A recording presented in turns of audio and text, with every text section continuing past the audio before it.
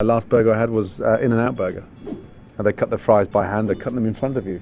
The burger was delicious, to be honest. In-N-Out Burger, despite only being a regional chain of burger joints with locations primarily in the American Southwest, is known around the Western world as a place that serves delicious hamburgers, even if most people have never had the chance to sink their teeth into one of their juicy delights. I've eaten there many times, and it's fantastic. And the line is... Did you wait in the line? Because the line goes around the corner. Founded in Baldwin Park, California back in 1948, In-N-Out is headquartered in Irvine, California, and served primarily in Southern California, until it began to expand to the rest of California, then to Arizona, Nevada, Utah, Texas, and Oregon. Its hesitancy to open itself to franchising has kept an air of mystery around the restaurant to those who aren't lucky enough to live in one of those 6 states it operates in.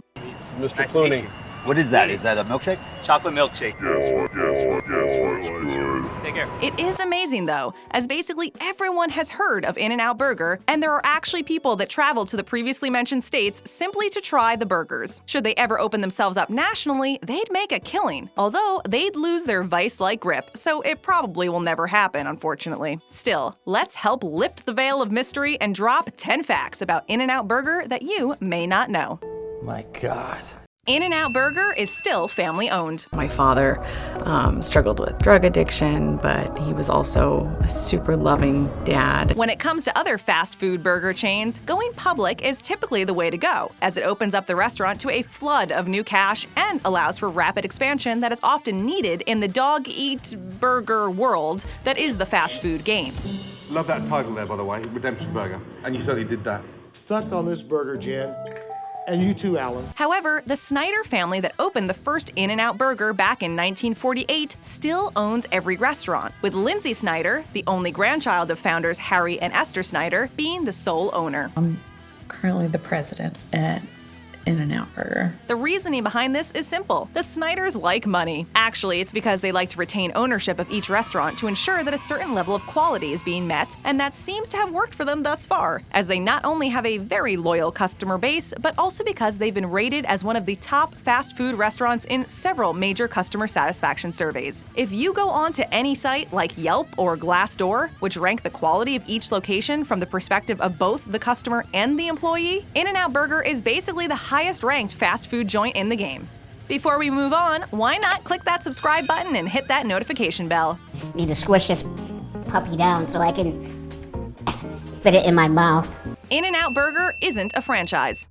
It's the only fast food chain that I actually like and think is reasonably good for the world. Part of maintaining ownership as a family also means that the Snyders have rebuffed the typical model of fast food restaurants, which is to open up their brand to franchising. That allows for rapid expansion, as most of the money that it'd take to open and market new restaurants is the responsibility of the franchisee, with the restaurant basically just collecting a portion of the profits and shouldering the responsibility of some of the marketing, especially on a national level. Beyond maintaining quality for its customers, keeping things privately owned also allows In-N-Out to ensure a certain level of quality for its employees as well. Of all fast food restaurants, In-N-Out is particularly known for its employee-centered personnel policies. Because of that, In-N-Out Burger currently has a 4.5 out of 5-star rating on the employee ranking website Glassdoor.com, as well as the same ranking on Indeed.com, something that is nearly unheard of in the industry. Outside of pay, they also offer a ton of flexibility when it comes to the hours it offers employees, which helps create a positive work-life balance and good employee retention. That means that their employees tend to be happier, and that is reflected in the food.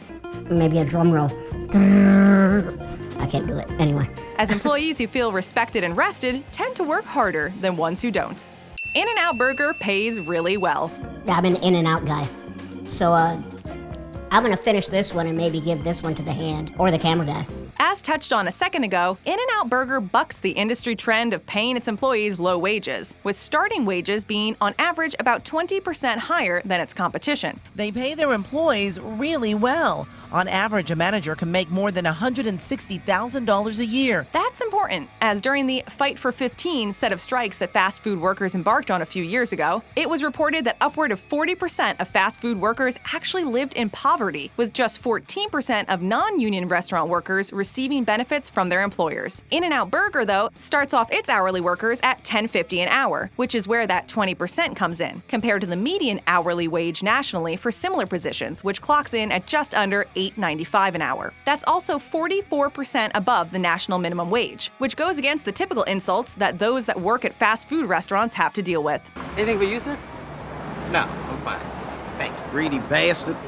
Didn't you promise me ice cream the other day? Beyond that, most frontline employees at In-N-Out Burger make $14 an hour on average, with store managers with a certain amount of time under their belt bringing in an insane, for the industry or even just in general, 6 figures. I've always heard that they pay their employees, top dollar, and they're always happy. So perhaps people need to stop using the insult McJob and go hand in a CV at In-N-Out.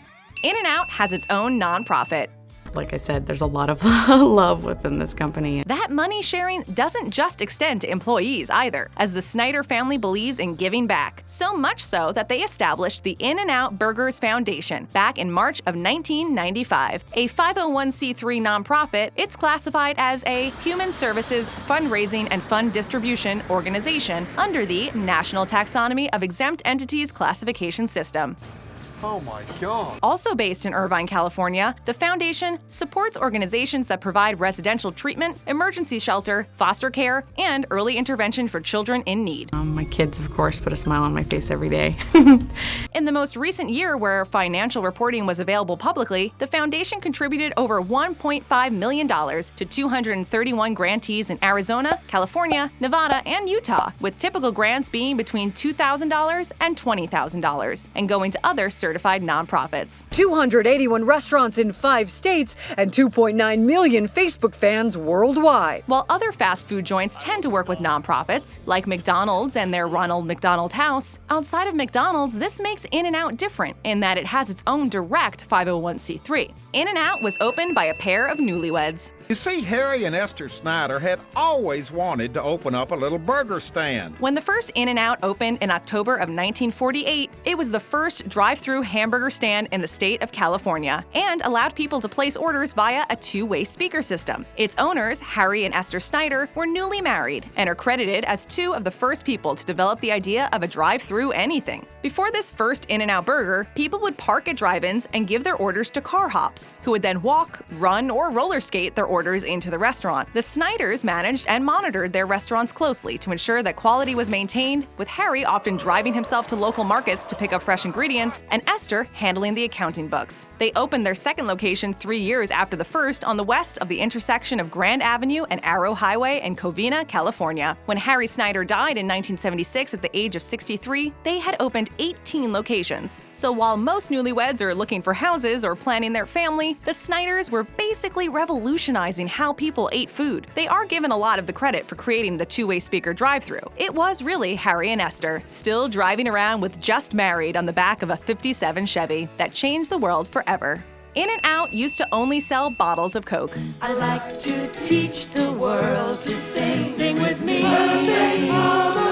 It may seem unheard of, but for its first decade, In-N-Out Burger actually didn't sell fountain pop to its thirsty customers. Instead, they'd sell ice-cold bottles of Coke, which for whatever reason just seems to taste a lot better.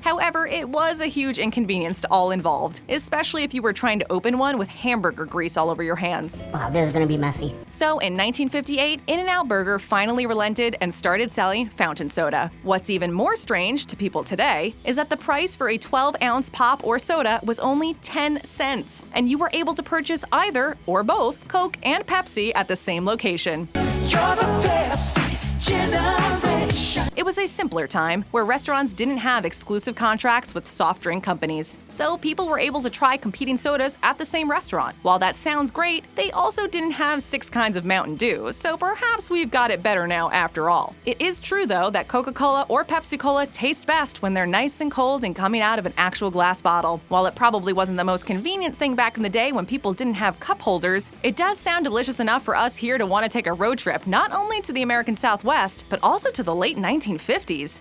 The crossed palm trees. We're now one of my favorite places in Los Angeles, In-N-Out Burger. If you've ever seen the 1963 film It's a Mad, Mad, Mad, Mad World, or the cat burglar episode of The Simpsons, where there's millions of dollars buried under a large T, then you're familiar with the concept of treasure being buried underneath trees or a sign shaped like a letter. Would you say it's time for our viewers to crack each other's heads open and feast on the goo inside? That idea stuck with In-N-Out Burger co-founder Harry Snyder, as most of his restaurants have two palm trees that intersect one another in the shape of an X. In the films, characters hunt for that X to find buried treasure, and the idea is that the treasure at In-N-Out Burger is the food. So it's just one of the more subtle and cool ways that the original Snyders branded their restaurants and made them feel extra special. The true question becomes how many people have actually started digging between those trees, because you never know, there could be a hamburger down there. Yum. That also probably explains why they haven't expanded beyond the southwestern part of the country, as they can't keep palm trees alive in the Rocky Mountains or the frozen tundra that is states like Minnesota. In-N-Out loves to drag, baby. And your first race car is what, your Camaro, you told me? Yeah, it was actually my first car and my first race car, Okay. 69 Camaro. Being a Southern Californian company, perhaps it should come as no surprise that In-N-Out Burger has a long association with drag racing, a sport that is quintessentially SoCal. Co-founder Harry Snyder helped build a new drag racing track in Irwindale in 1965 by putting up 50% of its cost, which was more than just an act of kindness, as he also ended up stocking all the concession stands with his burgers. That love of racing must be genetic, as the Snyders' only grandchild and current sole owner of In-N-Out Burger, Lindsay Snyder, spends a lot of time at the track as well, but not solely as someone who loves watching the sport, but as a driver too. People back east and other countries, they hear about the In-N-Out Burger, and it really is the best burger, I gotta say. According to the National Hot Rod Association, she has competed in the Super Gas and Top Sportsman Division 7 categories. We're still trying to get them on the East Coast. You folks who never had one don't know what you're missing. They are the best burgers. Double doubles. Of racing, she says, "I like an adrenaline rush," and said that it was her father's love of the track that got her into it. She also is an adept mechanic, fixing up her own cars. So if you ever want a delicious burger and an oil change, you know where to shop. Let's fire this baby up. In-N-Out University. How are you? Give me a burger, will ya? You now know that one of the reasons that In-N-Out has resisted franchising its restaurants is that it wants to maintain a certain level of quality and control over its products. Beyond that, they tend to pay their employees a lot better than their competition does. Tired of being underpaid and overworked. Minimum wage is just not cutting it. And now we know why, because they're all college graduates. Which college, you ask? Well, the University of In-N-Out Burger. That's right, In-N-Out Burger has its own university, which aims to train service staff and managers on how to maintain that quality across the board, and was established in 1984. According to Bloomberg Business, about 80% of In-N-Out Burger managers graduated from In-N-Out Burger University, and considering that managers can, and often do, make 6 figures a year, it looks like the investment was well worthwhile. In-N-Out Burger was the muse for a classic rock album. That was worth waiting like 3 hours for. We've saved the most interesting piece of information for last, as it turns out that In-N-Out Burger was responsible for one of the best rock albums of the 1980s. In the book In-N-Out Burger, a behind-the-counter look at the fast food chain that breaks all the rules, it's stated that Van Halen's 1986 chart-topping album 5150 was basically fueled by nothing but In-N-Out burgers. And we assume some illicit drugs. Girls, booze.